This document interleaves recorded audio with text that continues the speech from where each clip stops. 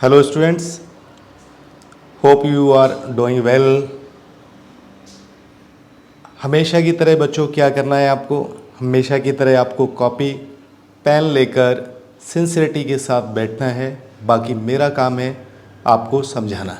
तो आज हम डिस्कस करेंगे problems of halo alkane and hello arene, जो कि एनसीईआरटी की कुछ एक्सरसाइज से मैंने कुछ क्वेश्चंस लिए, तो उनको देख लो। और बहुत इंटरेस्टिंग क्वेश्चंस हैं, अच्छे क्वेश्चंस हैं। तो SN2 रिएक्शन से रिलेटेड है बेटा, देखो SN2 रिएक्शन से रिलेटेड कुछ क्वेश्चंस है, तो उनको हम देख लेते हैं। ओके, तो देखो SN2 रिएक्शंस की रिएक्टिविटी से रिलेटेड है। SN2 रिएक्शंस की रिएक्टिविटी से रिलेटेड है, तो यहाँ एक एग्जाम्पल से दिया हुआ है। और जब SN2 रिएक्शन मैकेनिज्म की बात कर रहे हैं हम, तो आपको थोड़ा सा SN2 रिएक्शन के बारे में मालूम होना चाहिए, राइट। तो SN2 रिएक्शंस की अगर बात करें तो आपके पास एटलीस्ट एक वेल नोन एग्जाम्पल होना चाहिए, और वो वेल नोन एग्जाम्पल है कि अगर मिथाइल क्लोराइड को और ट्रीट कर दिया जाए किसके साथ में, न्यूक्लियोफाइल के साथ में, हाइड्रोक्साइड आयन के साथ, तब मालूम है कि CH3OH का फॉर्मेशन होगा, राइट। और Cl as a leaving group leave out कर जाएगा। SN2 रिएक्शंस के लिए एसेंशियल कंडीशंस है, क्योंकि जो हैलाइड्स है हमारा बेटा, वो कैसा होना चाहिए, अनहिंडर्ड। तो अनहिंडर्ड हैलाइड होना चाहिए। तो अनहिंडर्ड हैलाइड होगा, अनहिंडर्ड हैलाइड होगा, रेट ऑफ SN2 रिएक्शन उतना ज़्यादा फास्टर होगा। ओके, उतनी ज़्यादा रिएक्शन फेवरेबल होगी। ओके, तो मैं ये कह रहा हूँ कि unhindered halide, there should be unhindered halide should be present. अब जैसे जैसे स्टेरिक हिंड्रेंस बढ़ती जाएगी, अगर स्टेरिक हिंड्रेंस बढ़ेगी, स्टेरिक हिंड्रेंस बढ़ेगी बेटा, स्टेरिक हिंड्रेंस बढ़ेगी, तो स्टेरिक हिंड्रेंस बढ़ने की वजह से रेट ऑफ रिएक्शन क्या होगा, रेट ऑफ रिएक्शन कम हो जाएगा, राइट। एक बात ये हो गई। अब अगर अल्काइल हैलाइड्स की रिएक्टिविटी ऑर्डर की बात करें, ऑर्डर ऑफ और reactivity order of alkyl halides की बात करें अगर, है ना, तो इसकी बात कर लेते हैं, reactivity order of alkyl halides ना। तो नेक्स्ट इसमें देख लो बेटा, reactivity order of alkyl halides, reactivity order of alkyl halides. तो आपको मालूम है कि अल्काइल हैलाइड्स की रिएक्टिविटी की अगर बात करें तो सबसे ज़्यादा रिएक्टिविटी किसके केस में होगी, प्राइमरी हैलाइड के केस में, देन सेकेंडरी, और सबसे कम रिएक्टिविटी होगी टर्शियरी हैलाइड के केस में। तो अगर इतनी बात आपको ध्यान में है तो डेफिनेटली ये सारे क्वेश्चंस आप कर पाएंगे, first question, second and third question. Okay, देखते हैं इन क्वेश्चंस की तरफ मूव करते हैं। तो पहला क्वेश्चन देखो क्या है, फर्स्ट 2 ब्रोमो 2 मिथाइल ब्यूटेन है। तो इसकी बात कर रहा हूँ, 2 ब्रोमो 2 मिथाइल ब्यूटेन है।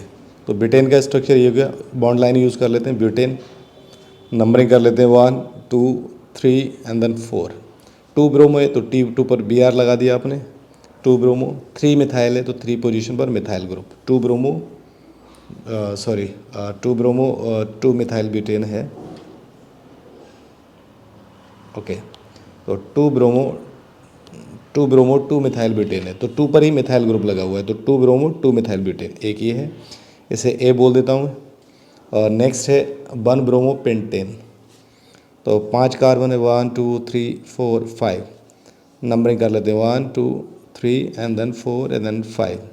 1 ब्रोमो पेंटेन है, तो ये आप लिख सकते हैं 1 ब्रोमो पेंटेन, इसे B बोल देते हैं, राइट। थर्ड वाले केस में देखो ये है नेक्स्ट 2 ब्रोमो पेंटेन, पेंटेन है 1 2 3 4 5, नंबरिंग कर लेते हैं 1 2 3 4 5। 2 ब्रोमो पेंटेन है तो ये केस हो गया, तो एक ही हो गया हमारे पास, राइट। अब इनमें देखो तो 3 एग्जाम्पल्स लिए मैंने, जिसमें कि A जो है बेटा कैसा है, प्राइमरी हैलाइड, सेकेंडरी और टर्शियरी हैलाइड। यस, A जो है वो टर्शियरी हैलाइड है, जबकि B प्राइमरी हैलाइड है, और C जो है वो आपका सेकेंडरी हैलाइड है। तो बेटा order of rate of reactions क्या होगा, है ना। रेट की अगर बात करेंगे तो रेट ऑफ रिएक्टिविटी क्या होगा, रेट क्या होगा, प्राइमरी की केस में सबसे ज़्यादा, सेकेंडरी की केस में सबसे कम, और सबसे कम टर्शियरी हैलाइड की केस में, राइट। तो जो आंसर आप लिखेंगे फिर वो आंसर क्या होगा बेटा, आप आंसर लिखेंगे B then C then A, right. ये वाली बात हो गई, है ना। तो ये क्वेश्चन हो गया हमारा। अब देखो होता क्या है, क्योंकि Br CBr बॉन्ड के अपोजिट साइड में एंटी बॉन्डिंग साइड है, यहाँ एंटी बॉन्डिंग साइड प्रेजेंट है, और इस लिविंग ग्रुप के अपोजिट साइड में एंटी बॉन्डिंग साइड प्रेजेंट है। अब क्योंकि न्यूक्लियोफाइल यहाँ से अप्रोच करना है बेटा, न्यूक्लियोफाइल यहाँ से अप्रोच करना है, तो न्यूक्लियोफाइल अप्रोच करेगा यहाँ से, तो न्यूक्लियोफाइल यहाँ से अप्रोच करेगा। तो बेटा ये देखना होता है कि न्यूक्लियोफाइल ईजिली कहाँ से अप्रोच कर सकता है, तो ईजिली वहाँ से अप्रोच कर सकता है जहाँ स्टेरिक हिंड्रेंस कम होगी। तो स्टेरिक हिंड्रेंस देखो बेटा, यहाँ बल्की ग्रुप है, ये भी बल्की ग्रुप है, यहाँ स्टेरिक हिंड्रेंस सबसे ज़्यादा होगी।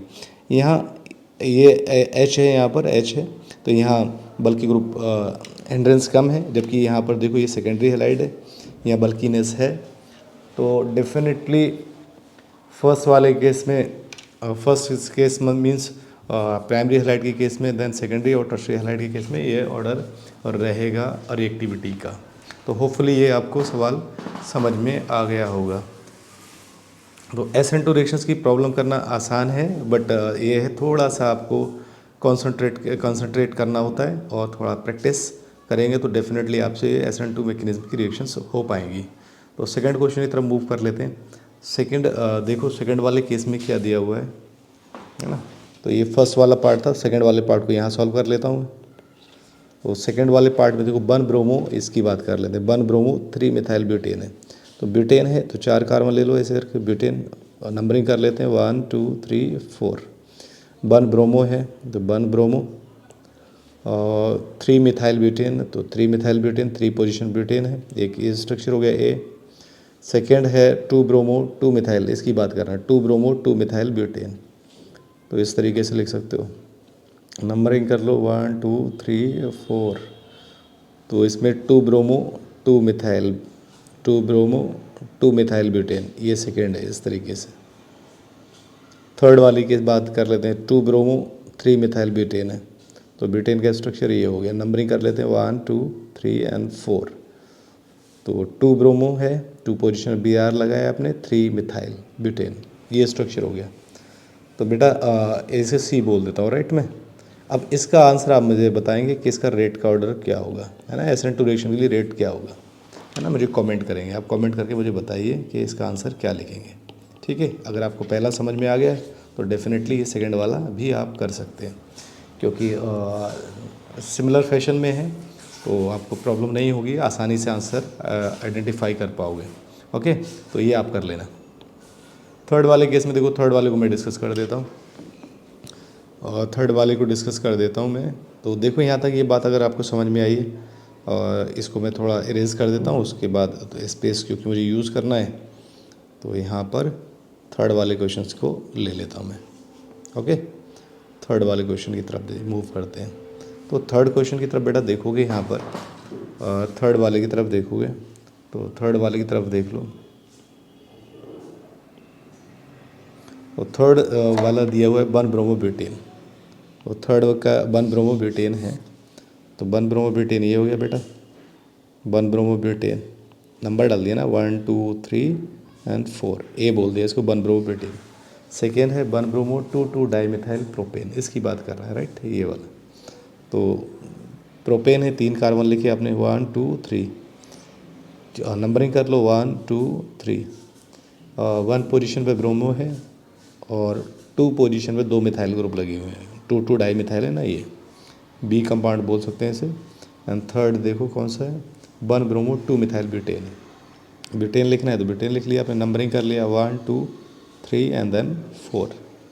इसमें अगर आप देखोगे तो 1 ब्रोमो है, 1 ब्रोमो है, और 2 मिथाइल ब्यूटेन है, ये लिख लेंगे 2 मिथाइल ब्यूटेन। एंड फोर्थ वाले केस में देखो, और ये वाला केस 1 ब्रोमो 2 मिथाइल ब्यूटेन है, तो ब्यूटेन लिखा आपने, ब्यूटेन लिखा, और नंबरिंग कर लिया यहाँ 1 2 3 4।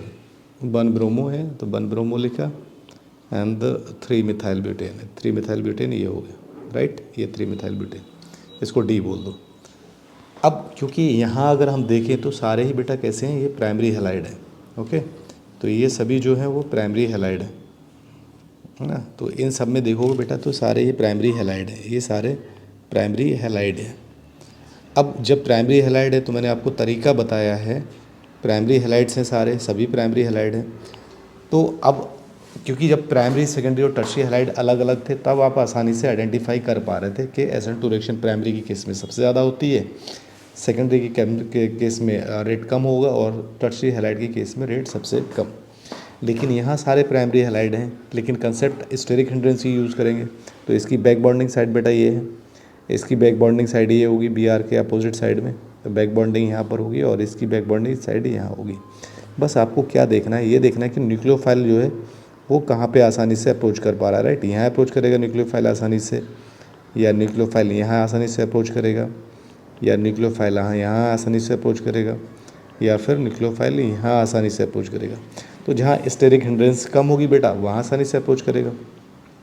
तो यहाँ देखो स्टेरिक हिंड्रेंस इस वाले ग्रुप से आइडेंटिफाई करेंगे, यहाँ इस वाले ग्रुप से आइडेंटिफाई करेंगे, यहाँ पर इस वाले ग्रुप से आइडेंटिफाई करेंगे, और यहाँ पर इस ग्रुप से आइडेंटिफाई करेंगे स्टेरिक हिंड्रेंस। तो मुझे लगता है कि आप आसानी से आइडेंटिफाई कर लोगे पेयर कि किस में स्टेरिक हिंड्रेंस कम है, कहाँ कि इस वाले न्यूक्लियोफाइल में आसानी से अप्रोच कर पाएगा न्यूक्लियोफाइल। तो ए वाले केस में अगर आप देखते हैं ए हो सकता है और डी हो सकता है, ए और डी को साथ में ले सकते हैं। तो ऑब्वियसली ए के केस में सबसे कम स्टेरिक हिंड्रेंस है, तो ए वाले की रेट ऑफ रिएक्शन ज़्यादा होगा। अब मुझे देखना है सी और डी के केस में, सी और डी के केस में देखना है, और सबसे कम बेटा तो बी के केस में होगा रेट ऑफ रिएक्शन, क्योंकि ये टर्शरी हैलाइड, ये टर्शरी ग्रुप लगा हुआ है, यहाँ स्टेरिक हिंड्रेंस ज़्यादा है, तो बी के केस में रेट सबसे कम। अब सी और डी में कंपेयर करना है, तो सी और डी में देखो जब न्यूक्लियोफाइल यहाँ अप्रोच कर रहा है तो बेटा ये जो ग्रुप है वो इसको हिंड्रेंस क्रिएट करेगा, और यहाँ पे जो ग्रुप है वो इस पोजीशन से दूर है, तो इसका मतलब ये साइड ज़्यादा फ्री है। ओके, तो न्यूक्लियोफाइल यहाँ आसानी से अप्रोच कर सकते हैं। तो ए के बाद डी लिखेंगे, देन सी, देन बी, तो फिर ये आंसर हो जाएगा आपका। तो होपफुली ये बात आपको समझ में आ गई होगी, राइट। तो ये हमने बात कर ली SN2 रिएक्शन से रिलेटेड क्वेश्चंस की, ठीक है। तो अगले क्वेश्चंस की तरफ मूव करते हैं। तो नेक्स्ट क्वेश्चंस क्या है, what happens when an butyl chloride is treated with alcoholic QH। तो इसकी बात कर लो बेटा इस वाले केस में। तो इस वाले केस में अगर बात करें फर्स्ट, तो एन ब्यूटाइल क्लोराइड बेटा क्या होगा, एन ब्यूटाइल क्लोराइड अगर लिखेंगे तो 4 कार्बन है और इससे लगा हुआ Cl है। ओके, किसके साथ ट्रीट करना है, एल्कोहलिक QH के साथ। और अगर आप एल्कोहलिक QH के साथ ट्रीट करते हैं बेटा तो अल्कीन का फॉर्मेशन होता है ना। यानी कि रिएक्शन किसके थ्रू जाती है बेटा, E2 मैकेनिज्म के थ्रू जाती है, E2 मैकेनिज्म के थ्रू, यानी कि OH रिप्लेस नहीं करेगा। इसमें दो चीज़ें हैं, एक OH है, एक RO नेगेटिव है। एल्कोहलिक QH मतलब एक ही ग्रुप भी प्रेजेंट है, और this one is a behave as a strong base, है ना। This one behave as a strong base, behave as a strong base. वो स्ट्रॉन्ग बेस की तरह बिहेव करेगा, तो क्या करना है, क्योंकि ये अल्फा पोजीशन और ये बीटा पोजीशन है, बीटा पोजीशन पर हाइड्रोजन है। This base abstract proton from beta position and that elimination is called beta elimination. तो इस रिएक्शन को बेटा बोला जाता है बीटा एलिमिनेशन बोला जाता है, इस रिएक्शन को बीटा एलिमिनेशन बोला जाता है। और किसका H यहाँ से निकल जाएगा बेटा, Cl यहाँ से निकलेगा, H यहाँ से HCl निकलेगा, राइट। HCl निकलेगा तो अल्कीन फॉर्म होगी 4 कार्बन की, ये अल्कीन बनती है, राइट। तो इसको बोला जाता है ब्यूट 1 इन। ओके, तो ये कंपाउंड बन जाएगा ब्यूट 1 इन। तो फर्स्ट रिएक्शन ये हो गई, राइट। तो सब्स्टिट्यूशन नहीं कराना था बेटा, आपको ये रिएक्शन ऐसे नहीं करना थी कि आपने देखा ब्यूटाइल क्लोराइड है और इसको जो है एल्कोहलिक KOH लिया हुआ है, और कहीं आपने सोचा Cl हटा दो, OH लगा दो, है ना, इस तरीके से। तो ये रिएक्शन ऐसे नहीं होगी। ओके, तो ये बात समझ में आ गई होगी आपको। सेकंड वाले केस में देखो, सेकंड वाले केस की बात करें, bromobenzene is treated with magnesium in the presence of dry ether. अब क्योंकि सेकंड वाले केस की बात कर रहे हैं तो ब्रोमोबेंजीन है, बेंजीन ये स्ट्रक्चर हो गया, राइट, और इससे Br लगा दिया तो इसे बोलते हैं ब्रोमोबेंजीन। इसको मैग्नीशियम के साथ ट्रीट कर दिया in the presence of dry ether. तो ड्राई ईथर की प्रेजेंस में बेटा रिएक्शन करोगे तो ये मैग्नीशियम क्या होगा, इस कार्बन Br बॉन्ड के बीच में इंसर्ट हो जाता है, राइट। इस तरीके से रिएक्शन हो जाती है, यानी कि MgBr बन जाएगा, है ना, MgBr इंसर्जन हो जाएगा। इस रिएक्शन को बोला जाता है बेटा इंसर्जन, है ना, इसको इंसर्जन बोला जाता है। यानी कि मैग्नीशियम कार्बन और ब्रोमीन बॉन्ड के बीच में इंसर्ट हो गया, दैट इज़ इंसर्जन। लेकिन जो कंपाउंड्स बनाए बेटा उसको हम बोलते हैं, उसको क्या बोलते हैं आप, उसको बेटा आप बोलते हैं ग्रिगनार्ड रीजेंट, है ना, इसको बोला जाता है ग्रिगनार्ड रीजेंट। ओके, तो इसको ग्रिगनार्ड रीजेंट बोला जाता है। तो ये सेकंड वाली रिएक्शन हो गई, ठीक है। ओके, थर्ड वाले केस में देखो, chlorobenzene is subjected to hydrolysis. अब थर्ड वाले की अगर बात करोगे बेटा, तो थर्ड वाले केस में अगर हम बात करें क्लोरोबेंजीन, क्लोरोबेंजीन को किसके साथ ट्रीट किया है, क्लोरोबेंजीन को ट्रीट किया है, हाइड्रोलिसिस किया, मतलब मीन्स वाटर के साथ रिएक्शन किया है। अब नॉर्मल कंडीशन में अगर ये रिएक्शन करते हैं बेटा तो क्या होगा, क्योंकि यहाँ से अगर आप देखेंगे लोन पेयर है तो ये कॉन्जुगेशन में पार्टिसिपेट कर जाएगा, जिसकी वजह से डबल बॉन्ड करेक्टर आएगा और ये बॉन्ड आसानी से ब्रेक नहीं होगा। ओवरऑल आप ये कहेंगे रिएक्शन पॉसिबल नहीं है, that there is no reaction, है ना। और अगर एबनॉर्मल कंडीशन लेंगे, विग्रस कंडीशन लेंगे, तब Cl ये रिप्लेस हो जाएगा, राइट। नॉर्मल कंडीशन में रिएक्शन नहीं होगी। फोर्थ वाले केस की तरफ बढ़ते हैं। फोर्थ वाला केस देख लो, ethyl chloride is treated with aqueous QH। अब इथाइल क्लोराइड बेटा ये है CH3 CH2 Cl, और इसको ट्रीट कर दिया है किसके साथ, एक्वस QH के साथ। अब यहाँ मालूम है बेटा ये प्राइमरी हैलाइड है, प्राइमरी हैलाइड है तो रिएक्शंस किसके थ्रू जाएगी बेटा, रिएक्शन थ्रू जाएगी SN2 मैकेनिज्म के थ्रू। तो Cl is replaced by OH, okay. तो फाइनली प्रोडक्ट आप लिख सकते हैं CH3 CH2 OH, ये कंपाउंड बन जाएगा, ओके। तो ये आप ध्यान रखेंगे, एक्वस लिया हुआ है तो सब्स्टिट्यूशन होगा, क्या होगा बेटा, यहाँ सब्स्टिट्यूशन होगा, सब्स्टिट्यूशन होने से ये प्रोडक्ट बन जाएगा, ओके। फोर्थ वाले केस में, फोर्थ की बात हो गई, फिफ्थ वाले केस में बात कर लेते हैं। फिफ्थ वाले केस में देखो मिथाइल ब्रोमाइड है, मिथाइल ब्रोमाइड CH3Br, इसको ट्रीट कर दिया है sodium in the presence of dry ether. तो बेटा ये तो नेम रिएक्शन है, कौन सा नेम रिएक्शन है, और दो मॉलिक्यूल्स अगर इसके ले लें और 2NaBr निकल जाए तो ये नेम रिएक्शन कहलाती है, और जिससे ये कपलिंग होगी, कपलिंग से ये कंपाउंड बनता है एथेन, है ना बेटा। ये कौन सी है नेम रिएक्शन, ये कहलाती है बुर्ज रिएक्शन। इस रिएक्शन को बोला जाता है बुर्ज रिएक्शन, ओके बेटा। अगर अल्काइल हैलाइड्स ले लिए हमने, अल्काइल हैलाइड्स लिया है, अगर दो अल्काइल हैलाइड्स लिए हैं, सोडियम मेटल सोडियम मेटल के साथ रिएक्ट कराए in presence of dry ether, तब अल्केन बनता है, तो उसको बोला जाता है, उस रिएक्शन को बोला जाता है बेटा बुर्ज रिएक्शन। अगर कपलिंग होगी, कपलिंग बोला जाता है, carbon carbon connectivity, that is coupling. और अगर एक अल्काइल हैलाइड ले लूँ मैं बेटा, एक अल्काइल हैलाइड हो और दूसरा एराइल हैलाइड हो, तब बताओ उसको किस नेम रिएक्शन को बोला जाता है। अगर दोनों ही अल्काइल हैलाइड हो, एराइल हैलाइड हो, और दोनों मॉलिक्यूल एराइल हैलाइड हो, तो फिर उस रिएक्शन को क्या बोला जाता है। यहाँ पर भी कपलिंग होती है।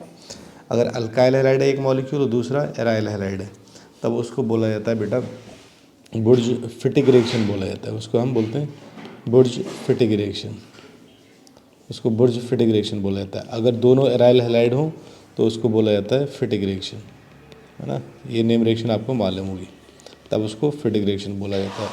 और ये रिएक्शन बेटा किस मैकेनिज्म के थ्रू जाती है, ये रिएक्शन जाती है आपकी SN2 मैकेनिज्म के थ्रू, ओके। तो ये रिएक्शन आपकी जाएगी SN2 मैकेनिज्म के थ्रू। लास्ट वाला एग्जांपल और देख लो, methyl chloride is treated with potassium cyanide. तो मिथाइल क्लोराइड को हम ट्रीट कर रहे हैं किसके साथ में, सिक्स्थ वाले केस में देख लो, मिथाइल क्लोराइड को ट्रीट किया है पोटेशियम साइनाइड के साथ में। तो आयनिक कंपाउंड से बेटा ये, तो आयनिक कंपाउंड के केस में क्या होगा, साइनाइड फ्री होगा, ओके। दो साइड्स अवेलेबल हैं। लिगेंड्स कैसा है, ये एम्बीडेंटेड लिगेंड है, एम्बीडेंटेड लिगेंड है, तो there is two sides available for donation of electron, right, carbon sides और nitro side. Cl is leave out and carbon attack at that site because carbon is more nucleophilic site, and the reaction goes through SN2 mechanism and the formation of compound methyl cyanide। तो ये reaction होगी। तो hopefully ये reaction आपको समझ में आ गई होगी। तो मैंने ये NCERT का एग्जाम्पल डिस्कस किया है, तो मेरे ख्याल से इतना समझ में आया होगा। बाकी नेक्स्ट स्लाइड में डिस्कस करेंगे, तो होपफुली यहाँ तक सारा समझ में आया होगा। और अगर कहीं डाउट या क्वेश्चन है तो मुझे आप कमेंट कर सकते हैं। Thank you so much, love you all and take care.